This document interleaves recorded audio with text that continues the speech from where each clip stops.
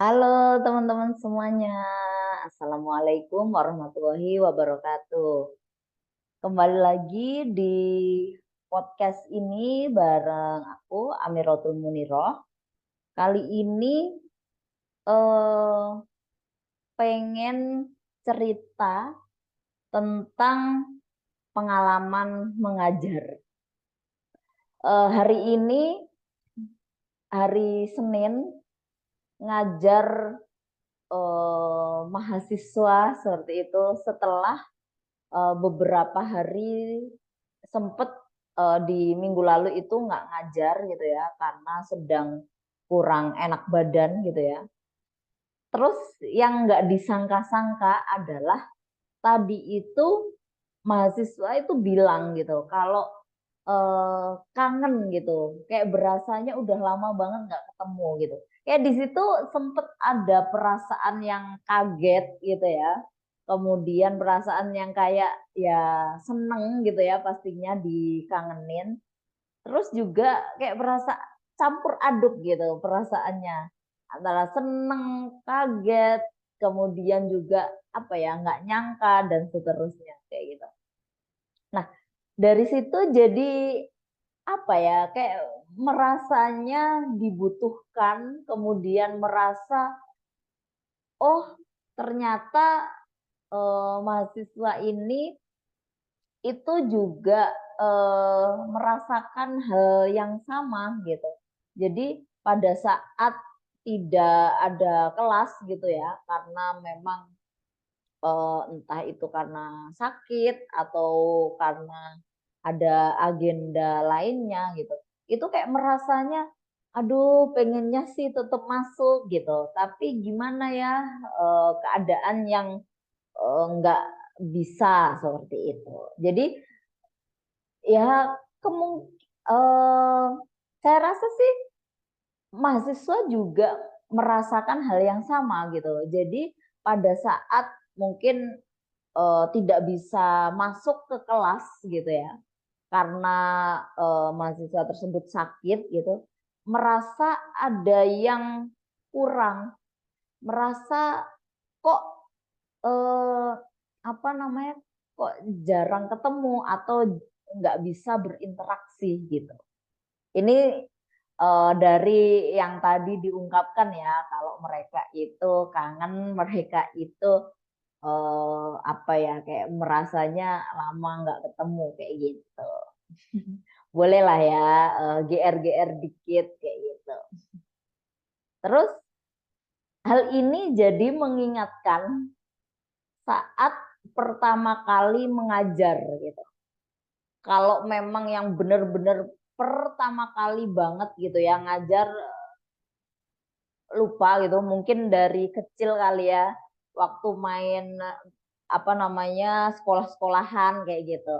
Tapi yang benar-benar sebagai tenaga pengajar yang profesional itu adalah di tahun 2020. Ingat banget di tahun 2020 itu pertama kali jadi dosen, kemudian barengan juga sama COVID gitu. Jadi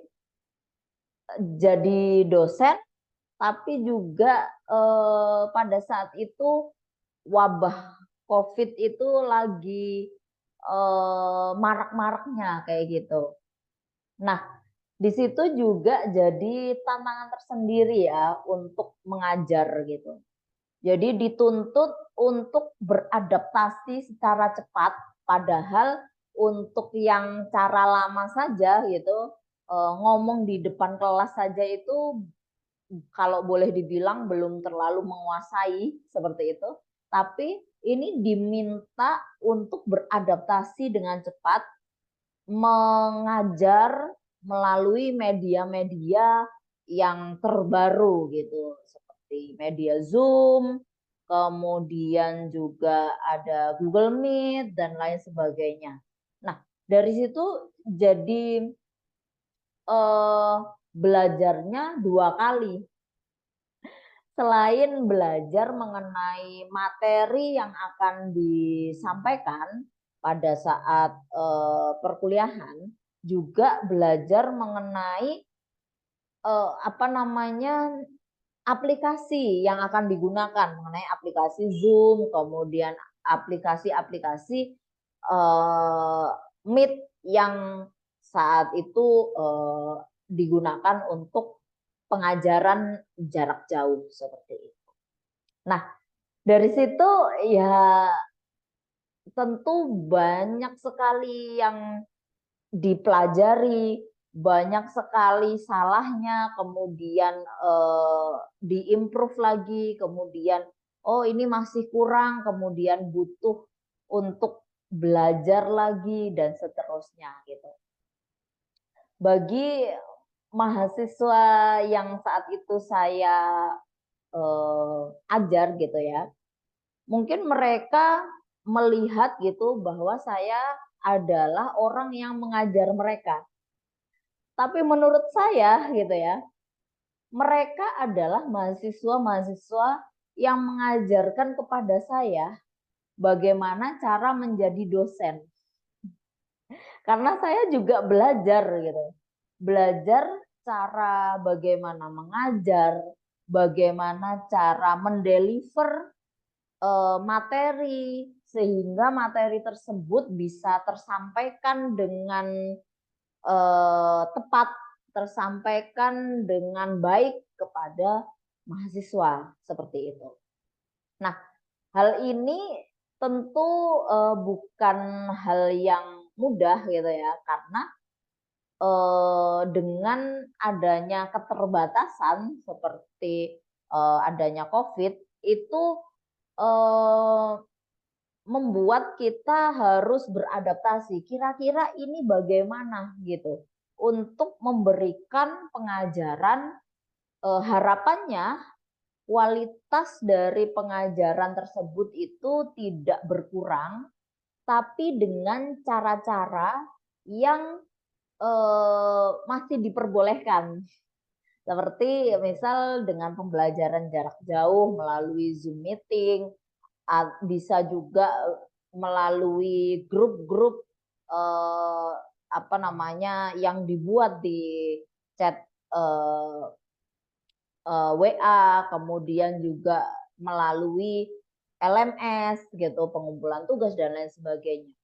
Apalagi mereka mahasiswa tersebut adalah mahasiswa yang baru gitu ya, mahasiswa baru yang belum tahu bagaimana sih di kampus itu, pengajaran di kampus itu seperti apa. Mereka juga masih baru gitu, masih belum tahu lah.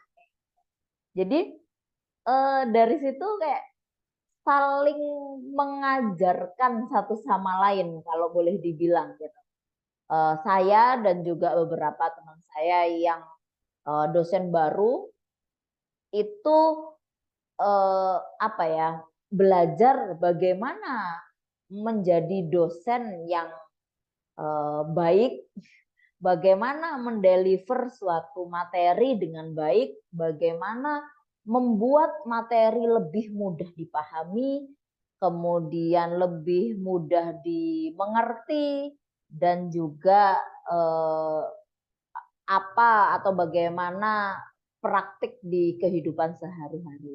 Nah, ternyata hal tersebut kalau kita belajar gitu ya, kalau kita belajar cukup kita yang tahu saja itu sudah cukup gitu untuk menjawab suatu pertanyaan atau untuk memahami sesuatu itu sudah cukup.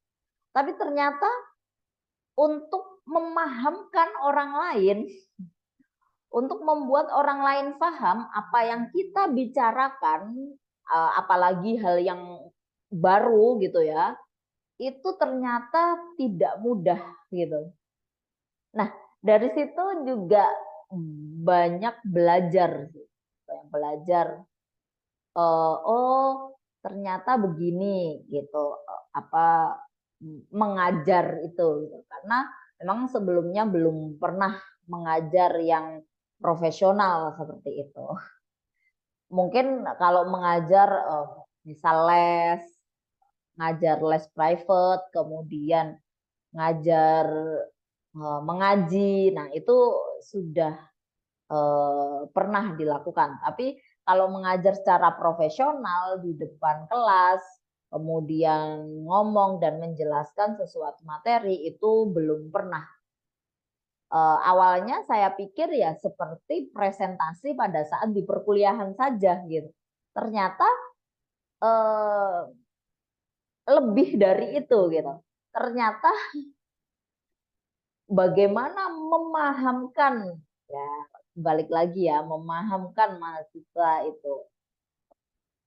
Nah, dari sini paham sih, kalau untuk memahamkan orang lain, itu diri sendiri itu harus paham terlebih dahulu gitu.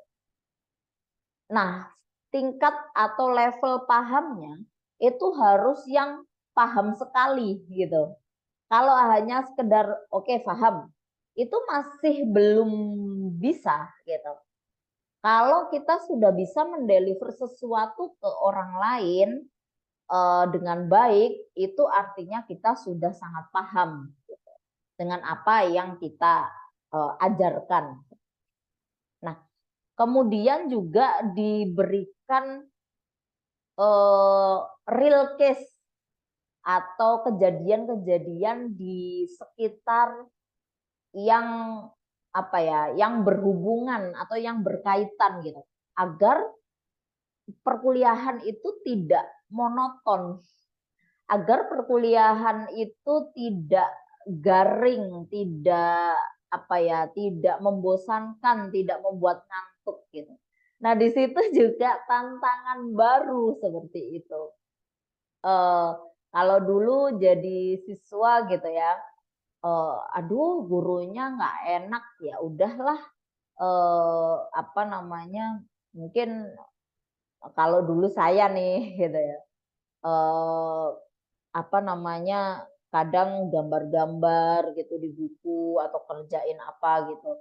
Jadi apa ya, dulu boleh dibilang itu kalau ada guru yang kurang enak ngajarnya gitu ya, itu biasanya disambi melakukan hal lain gitu. Itu sebenarnya hal yang nggak boleh ya. Tapi memang sepenting itu peran guru, peran dosen gitu ya. Karena guru atau dosen itu jadi center of learning. Jadi pusatnya pembelajaran. Nah, tapi di sini saya inginnya dosen itu tidak hanya sebagai orang atau seseorang yang fungsinya di pusat gitu.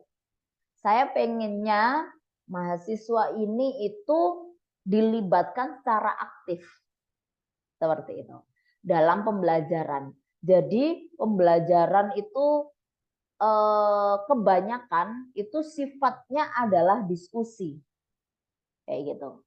Sifatnya adalah diskusi. Nah, dosen di sini tugasnya adalah apabila ada jawaban atau ada tanggapan yang itu melenceng dari apa namanya, dari teori yang sudah ada gitu ya, itu diluruskan gitu. Jadi bisa dibilang dosen di sini adalah pembimbing gitu. Jadi